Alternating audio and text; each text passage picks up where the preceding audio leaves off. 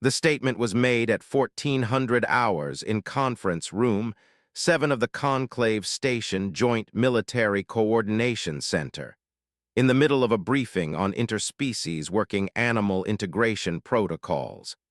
And it produced a silence that the senior human officer in the room would later describe, in her personal log, as the specific silence of something that cannot be unheard.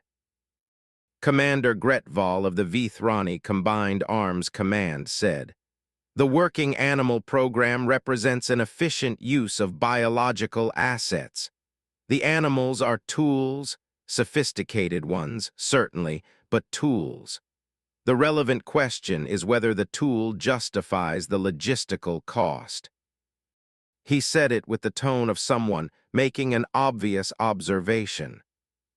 He said it into a room that contained, among others, Sergeant First Class Devin Carter from Baltimore, Maryland, and Sergeant Carter's working dog, a 4-year-old Belgian Malinois named Atlas. Atlas was lying at Devin Carter's left foot in the standard off-duty position, on his side, not fully asleep, one ear tracking the room's sounds while the rest of him maintained the specific quality of dog rest that was never entirely rest because the awareness never fully switched off. Gretval had been speaking for approximately 40 seconds when he made the statement. Atlas had been still for those 40 seconds. He was not still after the statement. He raised his head. He looked at Gretval with the amber eyes. He produced, from somewhere low in his chest, a sound that the room's ambient recording system would log as sustained low-frequency vocalization, non-aggressive display, duration 3.2 seconds. The sound was, in the precise technical language of working dog behavior assessment, a warning growl. Not the sharp bark of a threat response, not the aggressive display of an animal preparing to attack. The specific, contained, deliberate growl that meant, "I have assessed this situation and I have something to say about it."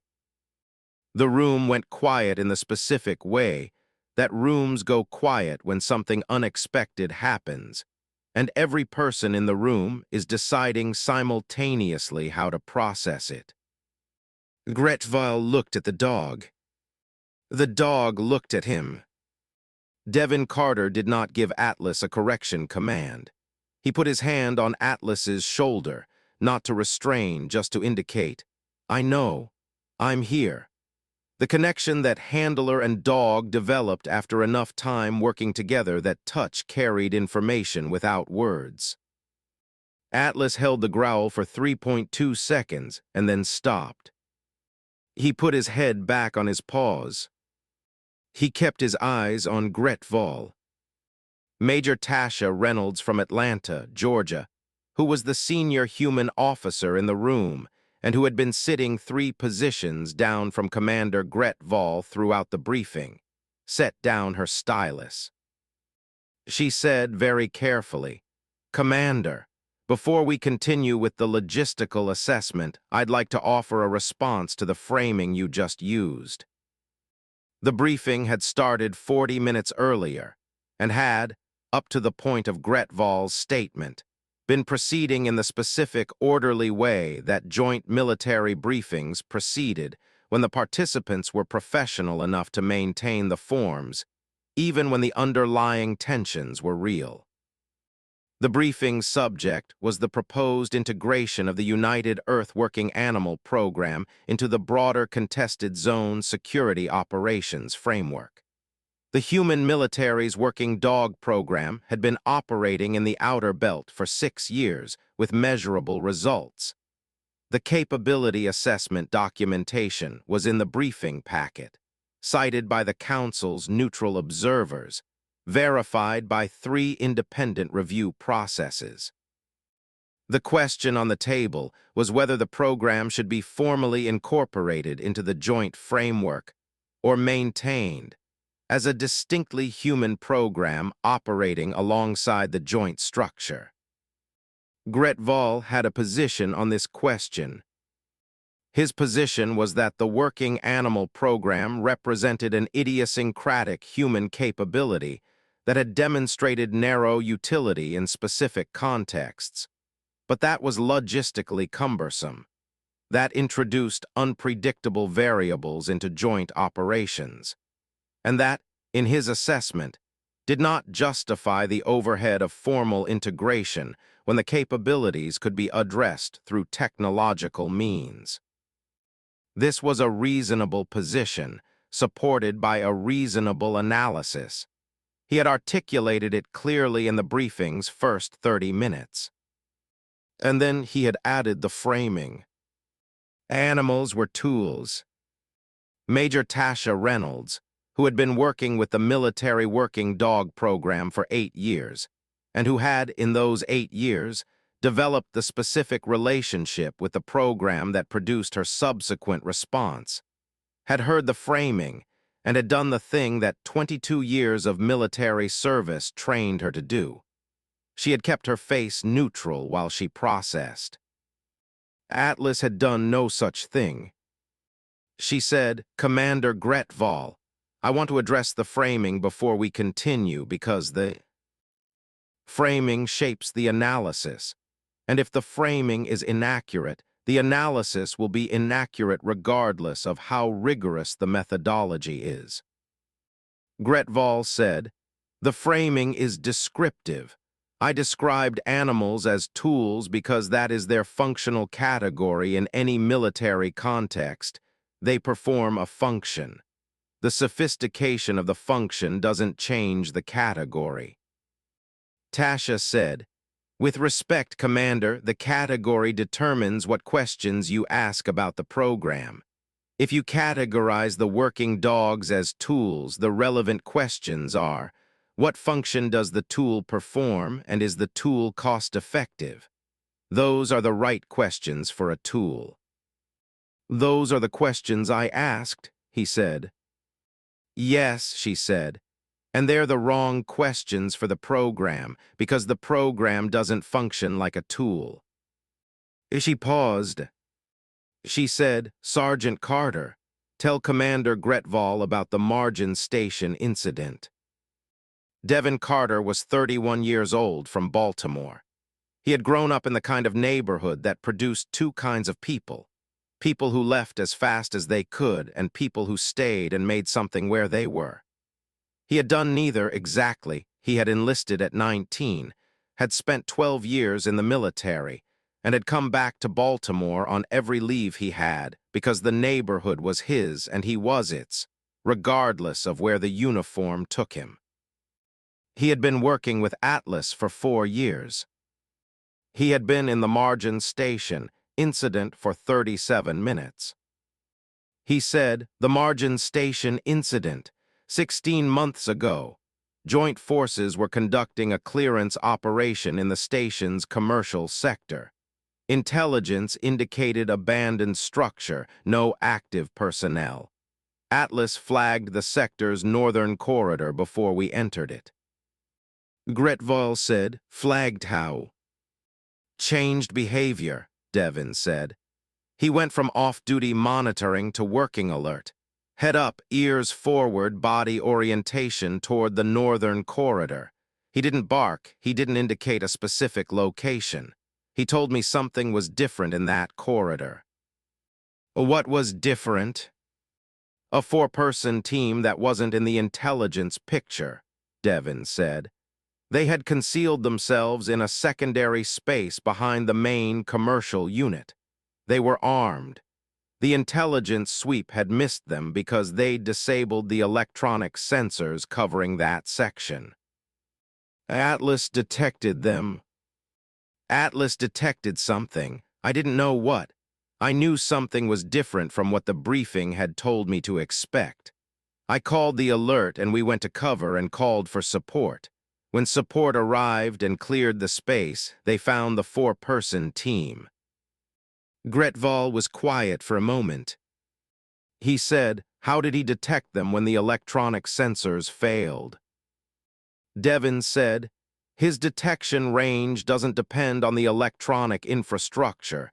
He processes information about his environment that the sensors don't measure. They were there. He registered it. He told me. He told you, Gretval said, through changed behavior. Through changed behavior, Devon confirmed. After 4 years of working together, I know what each behavior pattern means. It's a communication channel that took 4 years to build. Gretval looked at him, then he looked at Atlas. Atlas looked at him. Gretval said, "A tool doesn't build a communication channel over 4 years." "No," Devon said, "a tool doesn't." Major Reynolds let the room sit with that for a moment. Then she said, "Commander, I want to show you something specific in the capability documentation because I think the documentation illustrates the distinction between a tool and what we're actually dealing with." She pulled up the relevant section on the briefing room's shared display. She said, "This is the capability assessment from the Kestrel Station deployment, the one your own division's strategic planning office produced after the incident 18 months ago. The assessment documents the working dog's detection of a surveillance device, the handler's response, and the outcome." Gretval said, "I've read the assessment." "The assessment's most significant finding is in paragraph 8, she said. "I want to read it for the record." She read, "The subject's detection capability exceeds the parameters of available electronic monitoring systems because it operates on biological sensory channels that electronic systems do not replicate. More significant, however, is the nature of the communication between the subject and the handler. The subject did not transmit data to the handler in the form of a threat location or threat classification. The subject communicated an assessment, a judgment about the environment that the handler received and integrated with the handler's own assessment. The combined result of this integration was faster and more accurate than either individual assessment would have produced." She set down the document. She said, "A tool transmits data, Sergeant." Carter's description of Atlas's behavior in the Margin Station incident is consistent with this finding. Atlas communicated an assessment, not a data point. He communicated, "Something is different here, and I believe it matters." Devon made the judgment call about what to do with that assessment. The combined result was faster and more accurate than either could have produced alone. "That's not a tool and a user," she said. "That's two different kinds of intelligence working together, producing a result that neither achieves independently." Gretval said, "The distinction you're drawing is philosophical." "The distinction I'm drawing is operational," she said. "The question isn't what category we assign to Atlas. The question is what actually produces the capability, and whether that capability can be replicated by other means. If the capability were produced by a designed system, we could replicate it with a better system. The capability is produced by 4 years of a specific dog and a specific handler learning each other in a specific operational context. You cannot replicate that with a different dog or a different handler or a better piece of technology. The capability is specific to this partnership." She looked at Gretval. She said, "A tool that cannot be replicated without a 4-year relationship is not a tool in any meaningful sense." The room had the quality of a meeting that has found its center. The briefing had been running for 40 minutes before the statement, and it had been moving through its agenda with the smooth, professional momentum of a well-prepared presentation. The statement had stopped the momentum. The growl had stopped the room. Now the room was in a different place, not the agenda, but the thing underneath the agenda. Lieutenant Commander Velshan from the Vithrani Combined Arms Command, Gretval's second in command. A younger officer who had been taking notes throughout the briefing and who had, Tasha noticed, stopped taking notes after Atlas's growl said, "Major Reynolds, the commander's point about logistical overhead is separate from the question of whether the capability is replicated by other means. Even if the capability is unique, the question of whether the overhead is justified remains." "That's a fair point," Tasha said. "Let me address it." She pulled up a different section of the documentation. She said, "Logistical overhead. The working dog program's costs per unit per dog handler partnership include the dog's food, veterinary care, housing requirements, handler time for non-operational care, and the 4-year development period before a partnership reaches full operational effectiveness. Those costs are real."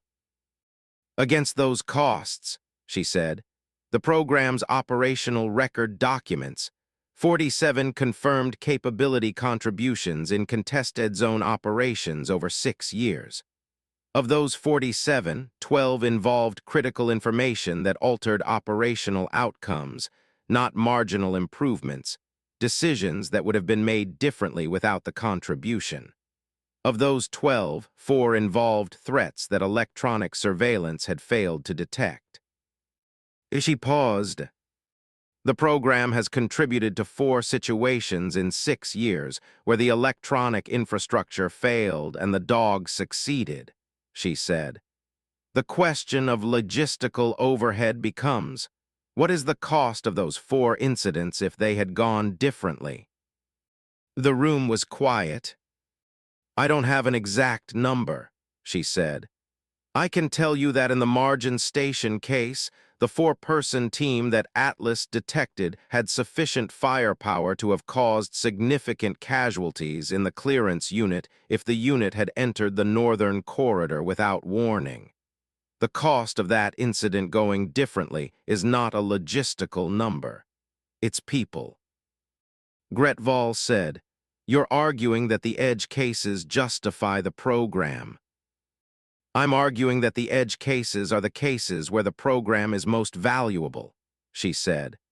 "The program provides value in routine operations, detection support, threat assessment, the capability multiplier effect that the assessment documents. But the irreplaceable value is in the situations where everything else has failed or been compromised, and the dog is still working because the dog's capabilities don't depend on the infrastructure that failed." She looked at him. She said, "The Vithrani Combined Arms Command has a phrase for this in your doctrine.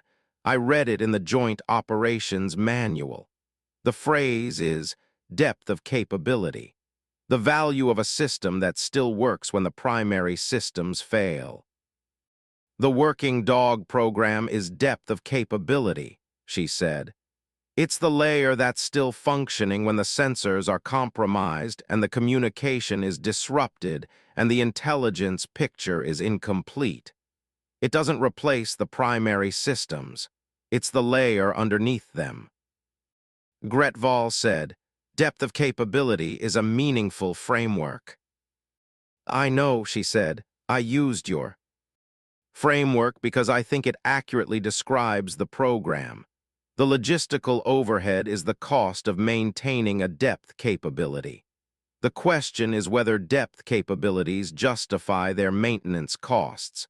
And the answer your own doctrine gives is, yes, in contested environments where primary systems are subject to specific compromise. The outer belt is a contested environment where primary systems are subject to specific compromise," Velshan said. "Yes," Tasha said, "it is." The briefing continued for another 90 minutes. Gretval did not restate the tool framing. He engaged with the operational documentation, asked specific questions about capability parameters and deployment protocols, and by the end of the meeting, had moved from his initial position of skepticism about formal integration to what Tasha's notes from the meeting would describe as productive uncertainty. He had not become an advocate for the program. He had become someone whose questions had changed. At the meeting's close, he said, "Major Reynolds, I want to understand one more thing." She said, "Go ahead." He said, "The dog growled at me." "Oh, yes," she said. "Why?" She considered the question. She said, "I don't know exactly what Atlas assessed. I know what the growl means. It means he has a concern and he's communicating it. What specifically triggered it, I can tell you what the most likely interpretation is based on the training documentation." "Which is?" "The statement you made," she said. "The framing, animals are tools." Gretval looked at her. He understood the statement. "He understands more than we can test for," she said. "The behavioral science literature suggests that after sufficient time in a communication-rich environment with humans, working dogs develop contextual understanding that exceeds what formal cognition testing captures. Whether he understood the specific statement, that's beyond what I can confirm. What I can tell you is that the growl occurred at that specific moment, in response to that specific statement, and that it's not common for Atlas to growl in a meeting environment. He's growled before.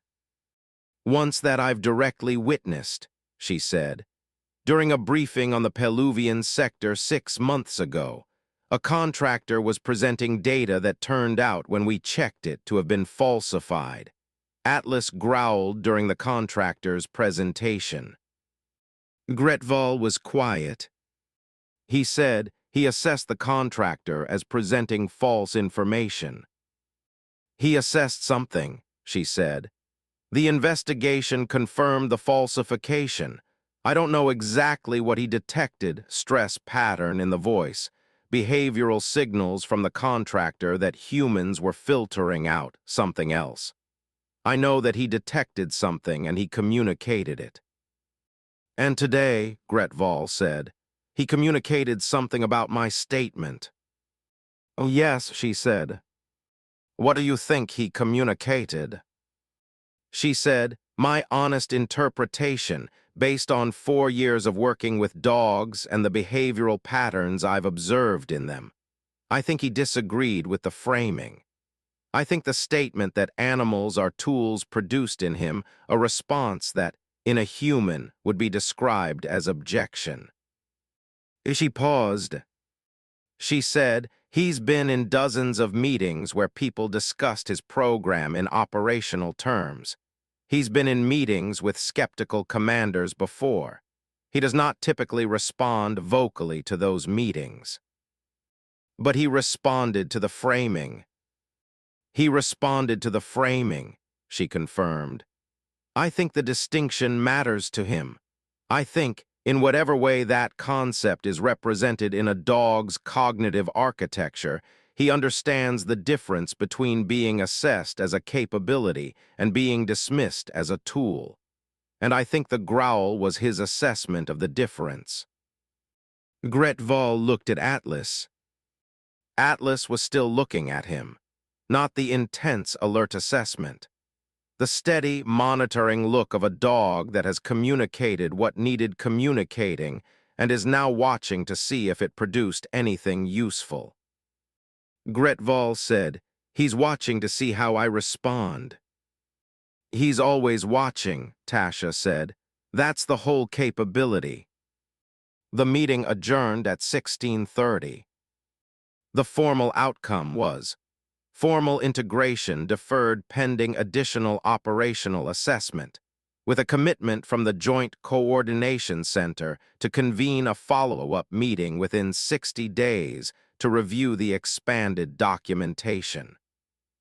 This was, in the specific language of joint military coordination, a positive outcome, not a decision, but a decision not to decide yet, which meant the decision was still available rather than foreclosed. Tasha Reynolds, writing in her personal log that evening, described it as better than it could have gone, not as good as it needed to go. Another 60 days to get the documentation right. She also wrote, in the personal log section she maintained for things that didn't belong in official documentation. Atlas disagreed with Gretval's framing out Lou. D in front of the room. I have never seen a working dog do that in a coordination meeting before. Normally they're quiet, they work, they assess, they communicate to their handler who manages the response through normal channels. Atlas communicated directly to the room. He communicated to Gretval specifically. He communicated at the specific moment when the framing was stated, not at any other moment in the meeting. I don't know what he understood. I know what he said. He said no. He said it in the most direct way available to him. He said it for 3.2 seconds. Then he put his head down and let Devin and me do the rest. That's the partnership. He does what he can do, we do the rest. The best part of this job is that after 4 years of watching this program work, I understand that. The best part is that when a dog disagrees with the framing, I know what he's saying, and I can say the same thing in a language the room can process. We're not a handler and a tool. We're a team, multiple kinds of intelligence working together. That's what the program is. That's what 40,000 years built. Devin Carter wrote a message to his mother that evening. He did this most evenings when the time zone math worked out. She was in Baltimore. He was on Conclave Station. And the 6-hour difference meant evenings on the station were early afternoons in Baltimore. The message said, "Hey Mom, long day. Had a briefing with the joint coordination folks about whether Atlas and the dog program get formally included in the bigger structure. The Vithrani commander said the dogs are tools. Atlas disagreed, out loud, in the meeting." He paused. He added, "Major Reynolds handled it really well. She basically spent 90 minutes explaining to a room full of military professionals that a dog is not a hammer. It shouldn't have needed saying, but it needed saying." He added, "Atlas is good, he's asleep. He worked hard today." He sent the message. His mother wrote back 40 minutes later, "Tell Atlas I said he's a good boy. Also tell the Vithrani guy that my neighbor's golden retriever figured out how to open the refrigerator, and that is not the behavior of a tool." He read this and laughed, the specific laugh that correspondence from home produced in people deployed far away, which was not the laugh of something very funny, but the laugh of something that reached across distance and landed exactly right. He read it to Atlas. Atlas was lying on his side, in the depressed position of a dog who had expended significant attention in the course of the day and was restoring. One ear tracked the sound of Devin's voice. Devin said, "Your grandma says you're a good boy." Atlas's tail moved twice. Slow and heavy, the tail wag of a dog in deep rest that does not want to fully surface but wants to acknowledge. Devin said, "You disagree loudly today." Atlas's ear moved. Devin said, "Gretval's going to think about it, that's something." He sat with this for a moment.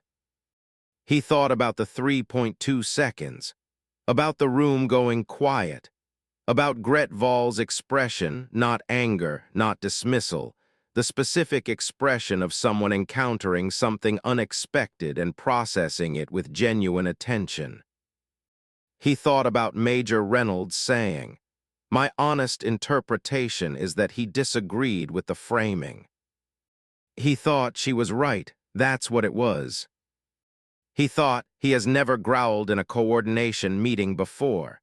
He's been in hundreds of hours of meetings across 4 years. Briefings, debriefs, planning sessions, coordination calls. He's been in rooms with skeptical commanders, with people who thought the program was a waste of resources, with people who were politely condescending about the whole concept. He's been still for all of it. He growled today. He growled at the framing. He disagreed with being called a tool. Devin thought he was right. The framing was wrong, and he said so. And then he put his head down and let us do the rest. That's the partnership. He thought, I don't know if he understood the statement the way a human understands a statement. I don't know what goes on in his head when language is being used in a room. I know that something in the combination of Gretval's tone and posture and the specific words and the context he had built up across 4 years of this work produced in him a response that was specific to that moment and that said, as clearly as a growl could say anything, this is wrong. He thought he was right. He reached down and put his hand on Atlas's shoulder. Atlas's tail moved again, slow and heavy. Devin said quietly, "Good call today." Atlas breathed the long, slow breath of deep rest. Commander Gretval sent a message to his strategic planning division the following morning. The message was addressed to Chief Analyst Velchen, who had been developing the expanded pattern assessment for the past several months, and it said, I attended the joint coordination briefing on the human King Animal program yesterday. I made a statement that I would like to revise in the formal record. I described the working animals as tools. This framing was challenged by Major Reynolds of the United Earth Military Coordination Office, and also, somewhat more directly, by the working dog present in the room. Major Reynolds's challenge was analytical. She argued that the tool framing produced the wrong questions, specifically, that it focused analysis on cost-effectiveness in a way that missed the program's actual operational value, which is not produced by the animal as a designed system, but by the partnership between the animal and the handler developed over an extended period. I believe the analytical challenge was correct. The framing was wrong. I am requesting that the division's integration assessment be revised to use accurate framing before analysis proceeds. The dog's challenge was more direct. He growled at the statement. Based on the behavioral literature I reviewed this morning, I pulled the files on working dog communication patterns. A growl of this type indicates that the dog had assessed something and was communicating the assessment. What he assessed is not fully knowable. What is knowable is that the assessment occurred at the specific moment of the framing, not before and not after. I am aware that I am describing a situation in which I have been corrected by a dog. I am documenting this accurately because accuracy matters more than how it reflects on me. The dog was right about the framing. Major Reynolds was right about the analysis. The program is not a tool program. It is a partnership program.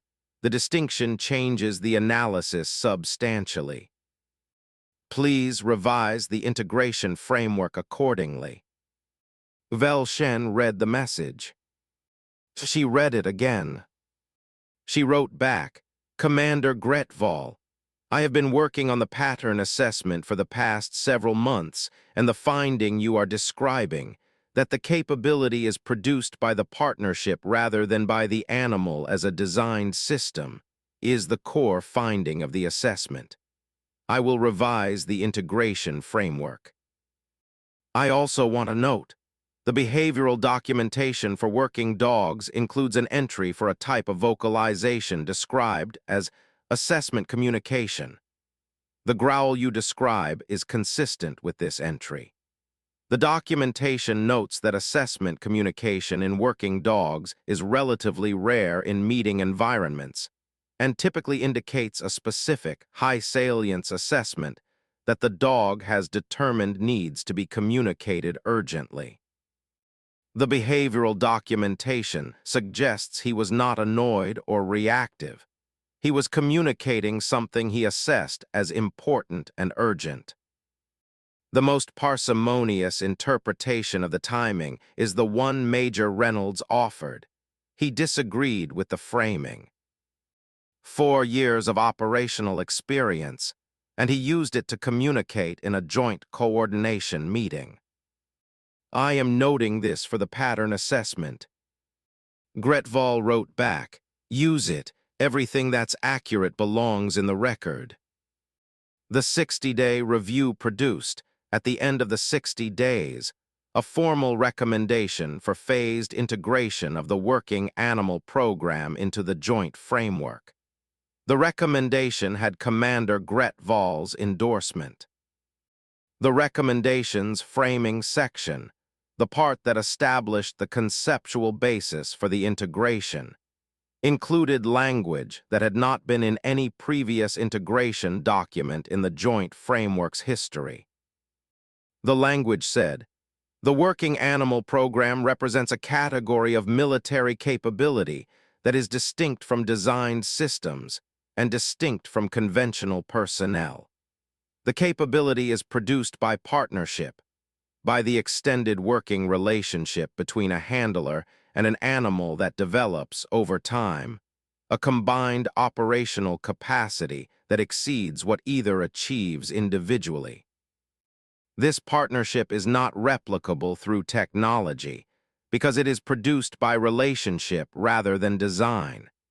It is not replicable by deploying different animals or different handlers because the capability is specific to the specific partnership, built through the specific shared experience of the specific individuals involved.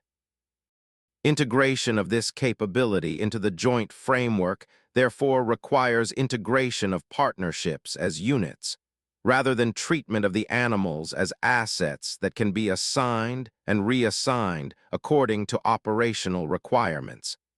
The capability is not in the animal.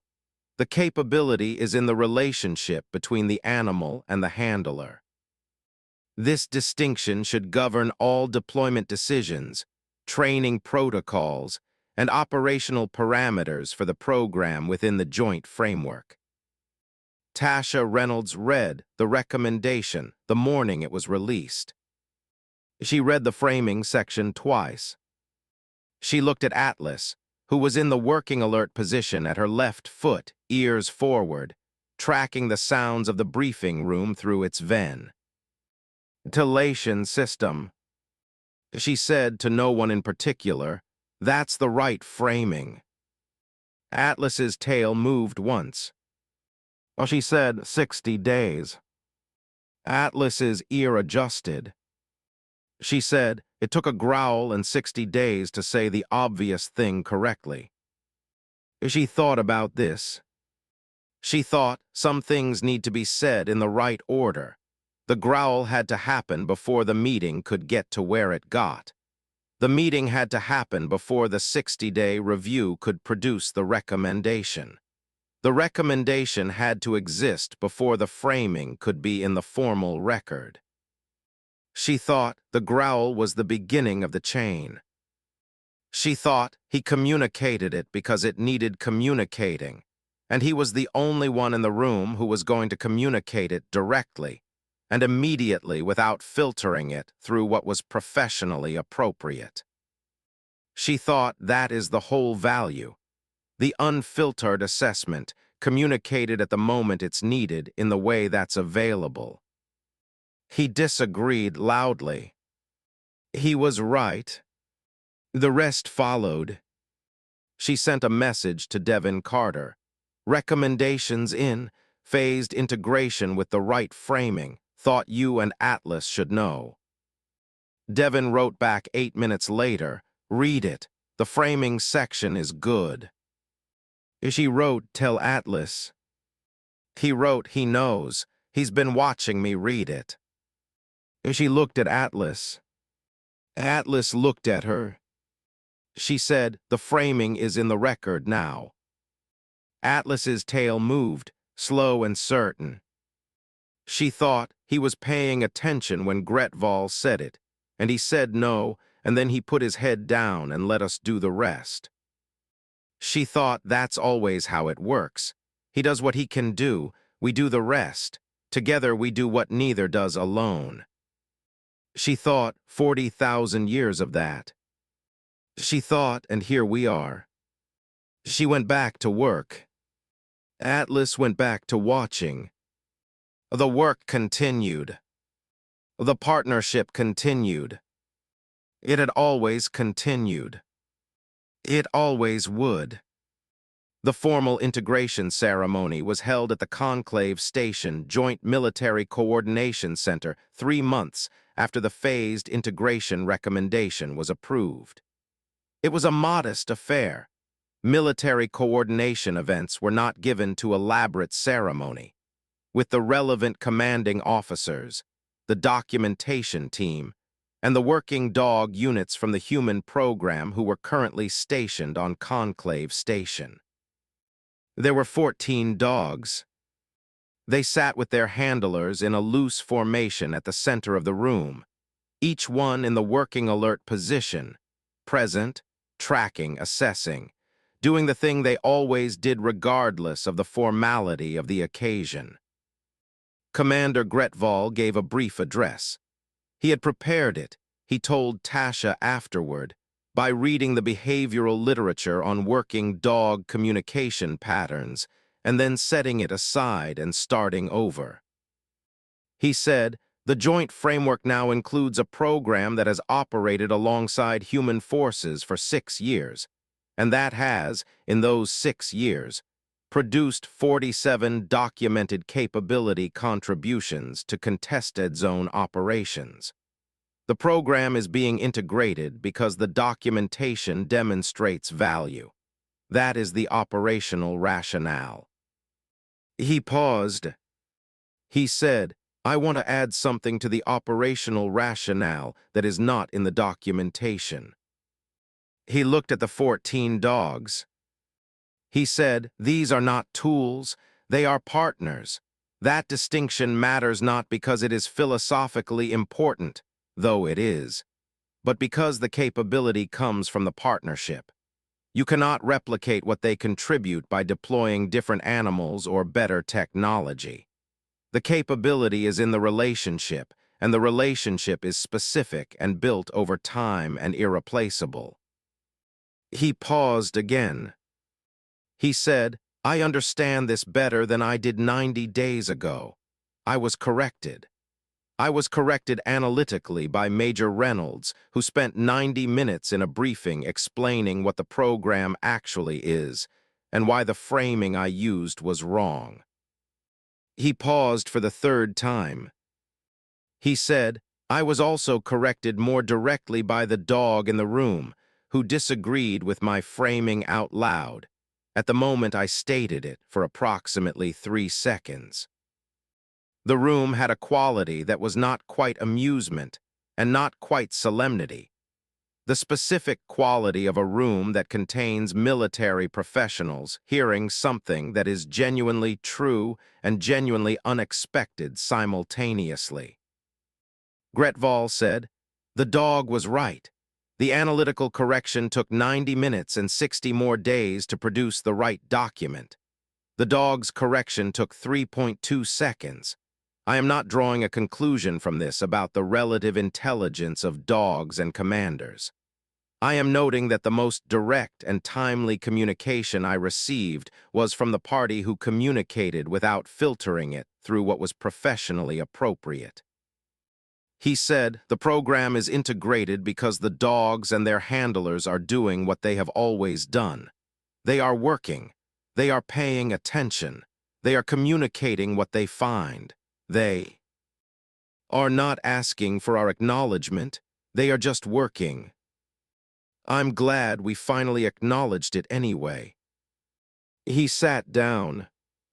Tasha Reynolds, sitting 2 seats down, wrote in her notepad, "This is better than I expected."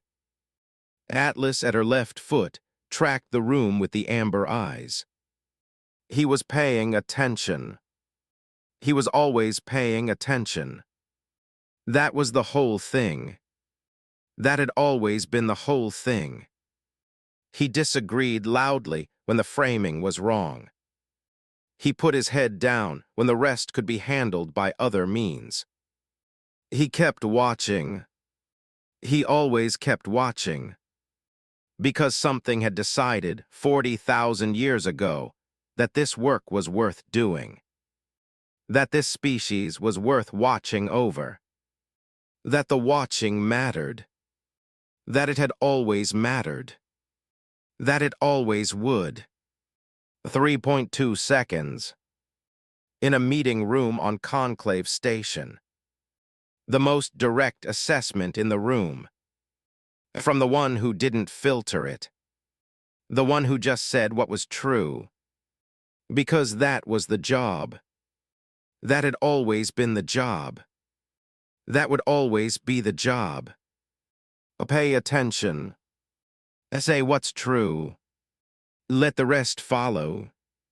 It always does.